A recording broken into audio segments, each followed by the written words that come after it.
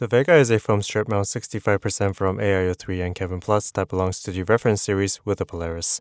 Its clean design and forward-thinking construction was a giant hit with one of the biggest in-stock sales I've seen, selling out within a minute, and an even larger group buy performing admirably. At a price comparable to other customs, you're getting a great finish, good feel, and a good design, but the complexity of the internals might be a bit annoying for not much benefit. As always, I bought this with my own money, on my own time, without any special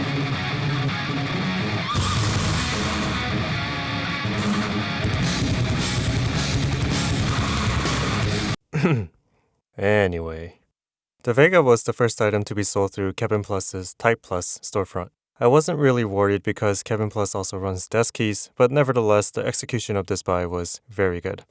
Even with a whopping 1,000 units, the in-stock buy sold out within the minute, but the salt that usually follows was significantly lessened by the even bigger group buy. My order shipped out in a couple days, and the expensive FedEx service delivered in a couple more days after that. This approach of combining in-stock sales and group buys is something that we've been seeing with other large vendors like KBD fans, and I'm a big fan. From the consumer's point of view, you're able to get the product quickly without worrying about logistical hiccups, and it also gives reviewers like me a chance to take a look without having to resort to special treatment or review units. The exact cap on the group buy was not announced, but it must have been giant because it didn't sell out for several days. I'm guessing everyone who wanted one got one. Vega's design is nearly identical to the KBD 8X Mark II and the Polaris. If you were to put them side by side, you might have a hard time telling them apart. The bezels are thin on the sides and a bit thicker on the front and the rear in order to accommodate the foam strips. The shallow bevel around the edges catch the light in a way that gives the side profile a subtle outline. Every Vega has an arrow key blocker, and while I don't hate it, I prefer going without it because it feels like an out-of-place interruption of the compact layout. I think these work best when accompanied by other empty space like on the Xeno. I've always been a fan of seamless designs since they tend to look more purposeful when compared to the too often mismatched top and bottom. While I prefer ones where the top completely envelops the bottom like the K or the M60A, this version has a slightly aggressive feel that a lot of people like. On the bottom of the board, we see the large stainless steel weight in a matte black finish with Ai03's logo. Curiously, no screws here, and they're not hidden underneath the feet either. We'll get more into that later.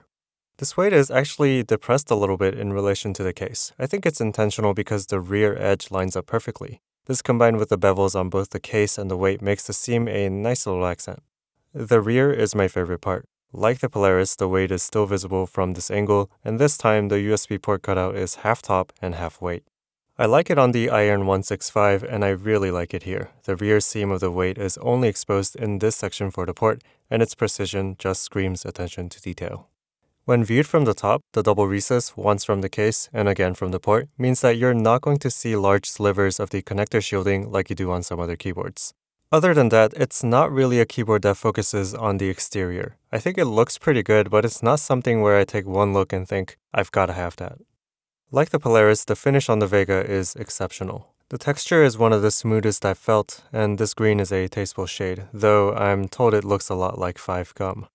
Though it's not a big deal, you can see some horizontal lines on the interior at certain angles, which exists on the K as well. Maybe these are made in the same factory. The matte black PVD on the weight is an absolute fingerprint magnet, so don't expect that to stay looking pristine for more than a couple minutes out of the box. Wiping it with a dry towel does nothing, a wet towel just kinda pushes the grime around, and a light alcohol solution as suggested in the manual works a bit, but I didn't try too hard because there was also a warning about potentially damaging the finish. So just accept the fingerprints. The Polaris has a similar matte finish on its brass weight, and it's much more resistant to fingerprints. I wonder what that's about.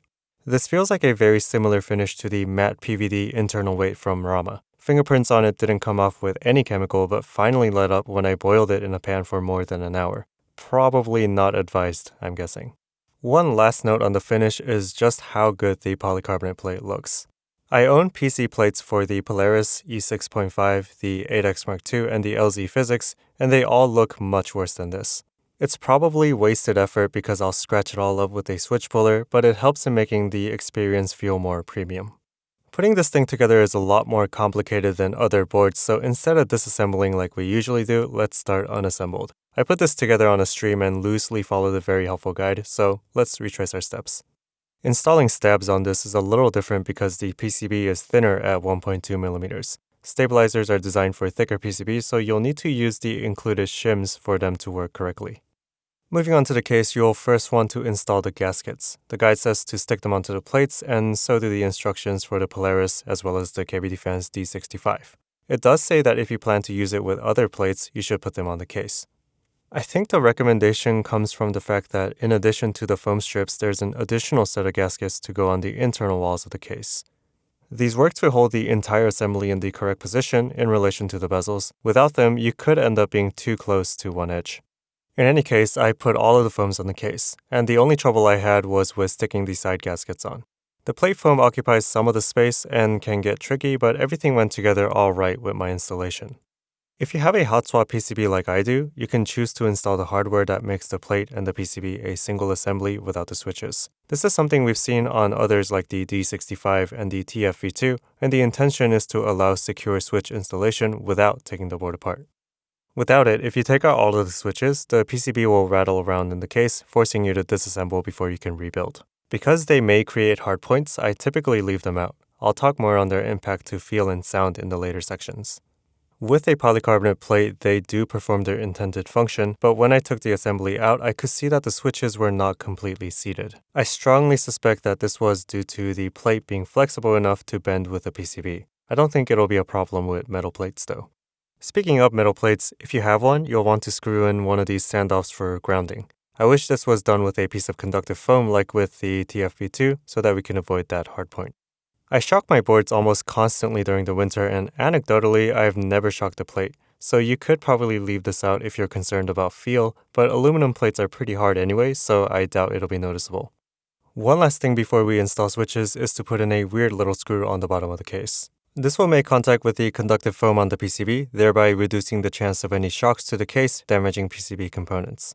I've shocked this board many times and never once did it disconnect or exhibit any kind of strange behavior, so I think the protection is working well. This seems like a clever solution that doesn't create hardpoints, so I hope everyone starts doing this. Finally, we can move on to a more typical step of the build, but the Vega has a little quirk. Usually, you can put together your entire plate PCB assembly outside of the case, and you might want to both protect the top finish as well as to avoid it getting in the way while soldering.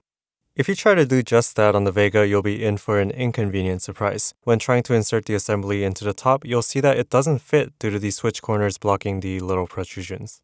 This is a quality of life sacrifice that was made to accommodate the design that doesn't have any externally visible screws. Maybe these were limitations of the MX switch that we were never meant to break, because while it is certainly impressive, it feels like a hacky workaround. I guess this is only really a problem for hot swap and if you plan on changing switches often, but it is kind of out there. I make it a little easier on myself by filling out the entire thing, but saving the ones next to the mounting points for last. You could also file down the corners of the affected switches, but that seems like a lot. Anyway, if you follow the instructions, you can undo the temporary screws and screw the top and bottom halves together at 8 points, which feels secure enough. It's a little weird not having to turn the board over for this, and I get got every single time. Building the Vega is probably going to take a little longer than most other keyboards and with more quirks. To alleviate this a little bit, they should consider including extra foam pieces to leave room for mistakes. These are pretty fragile. Adhesives aside, the additional complexity that accompanies an externally invisible screws design is a bit of a hassle and, in my opinion, not really worth it. I don't have one, but I like the approach in the F18X, where the screw holes pull double duty as slots for rubber feet without any adhesives. Though that might not be so easy for this design. With that out of the way, let's briefly take a look at each of these components. First, the PCB. In addition to the shock protection that really makes all the difference for me personally, there are some other interesting things going on here. From a looks perspective, it's glossy black with visible traces, which I think looks pretty nice. Ai03 posted his procedure for curving these traces, and it looks as tedious as making an entire minute of animation for one of these videos. I don't care what a PCB looks like, so in my opinion the effort is wasted, but I know a lot of you are weirdos that do. Between the ASDF and ZXC rows is a cut, which is intended to provide a more flexible typing experience. I don't have a way to verify, but this seems to make very little difference when you're using a full plate. The effect on my Polaris with a half plate is noticeable though. The reduced thickness of the PCB also works towards the same goal. I can confirm that a build with a PCB is much stiffer than a build without one, so making it thinner likely cuts down on the resistance. This has a centered USB port, which I'm a fan of, but I would have preferred a daughter board. With a flexible mounting system such as this, when you plug the USB cable in, there is the potential for the shielding to collide with the case. With my polycarbonate plate and typical typing style, this was not an issue, but maybe if you were using a half plate, you could reach the threshold. The center USB, when combined with the hot swap socket, creates another compromise where the nearest two keys need to be rotated 180 degrees. Even when the switches are pushed in fully and securely, the 7 and 8 keys are noticeably misaligned. The PCB doesn't shift these keys any, but just rotates them around the center post. The stem of a cherry-style switch goes into the well of this center, so this kind of rotation should make no difference, but here we are. After some more testing with different switches and even different PCBs, I found that this might be a switch issue. I noticed the problem to be particularly glaring on my trusty Gateron yellows as well as real Cherry MX browns, and less so with things like T1s or Kale creams. I think the stem leans away from the LED hole either at the stem level or on the switch as a whole. I don't think compensating for this on the PCB would even help because it's the angle that's misaligned rather than the position. So this is just something you're going to have to live with if you want hot swap. As expected, C2C connectivity works. I'm glad to see this is being implemented correctly more often recently, and from now on, I'm only going to mention it if it doesn't work. The top piece is a shell to the bottom in this seamless design and is extremely lightweight with very thin areas. You can see all sorts of complicated machining needed to make both the design and the mounting possible. With the weight removed, the bottom is similarly lightweight. As a matter of fact, the stainless steel weight accounts for almost 70% of the total mass of the keyboard. I'm intrigued by the idea of a version of this without a steel weight. It'd be great for chucking in a backpack. We didn't need to mention the weight in the assembly, by the way, because you don't have to ever undo the screws for it. Nevertheless, it screws on at 6 points and feels very secure. The bottom is also relatively complex with these posts for the foam strips. As a seamless design, you don't really need alignment keys because the entire top and bottom are one giant key, but they are included anyway, built into the walls of the screws. There's not a lot of bezel to work with here, and the little that exists is taken up by the foam and the screws, so this seems doubly impressive. Custom keyboard cases can be really simple, with a basic top mount design involving essentially a tray and a cover. We've seen complexity get introduced with stuff like weights and external accents, but the Vega really looks inward for refinement in design. The Vega's mounting system is a foam sandwich. I know it's called gasket a lot, but that term's been loaded to the point where it's no longer descriptive. So foam strip or foam sandwich is what I call these. It works by sandwiching the plate between two pieces of foam from the top and the bottom. The idea is that by eliminating any contact between the plate and the case, you can create different feel and sound. For smaller boards like this, even flexible plate materials can feel kind of taut like a small trampoline. This is what I perceive on something like the E6.5 with a polycarbonate half plate, as well as the Sirius with a palm plate. There are a lot less of the bounces that I can expect from my larger KBD 8X Mark II. So if this PC full plate were to use a hard mounting system like top mount, you'd likely experience dampened bottom out but not much vibrations. Here you kind of get both. The bottom out feel is definitely softer, but you do get a little bit of vibration transfer to your left hand when typing with your right. I think it's intuitive to think that foam strip and other squishy material mounting will dampen vibrations, and they do in certain cases like the D65 as well as the gummy worm on the 8X Mark II.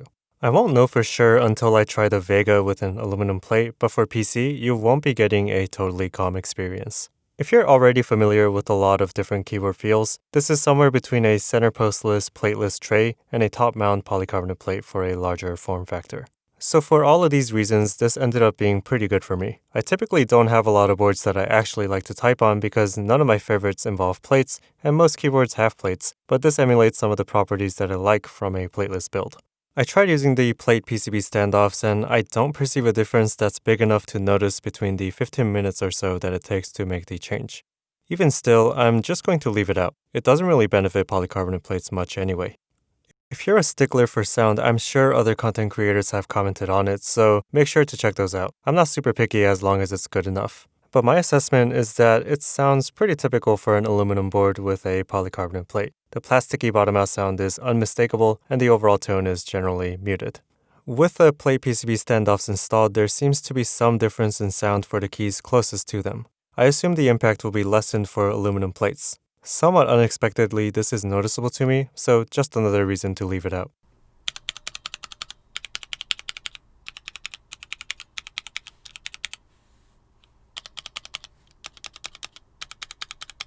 This comes with 3 pieces of foam, 1 for the plate and 2 for under the PCB. The plate foam seems to bring out the switch noise a lot more as expected, and even using a single piece of case foam has a bit of compression which gets you that familiar foamy sound. Before we get into the sound test, I feel like I need to say this part aloud. The following test should only be used to compare between the foam configurations. I'm historically pretty bad at sound tests, and it's nearly impossible to convey IRL sound accurately through my mic, through my codecs, over the internet after compression, and through your headphones. So you really should not be coming to concrete conclusions about the board itself based on this alone.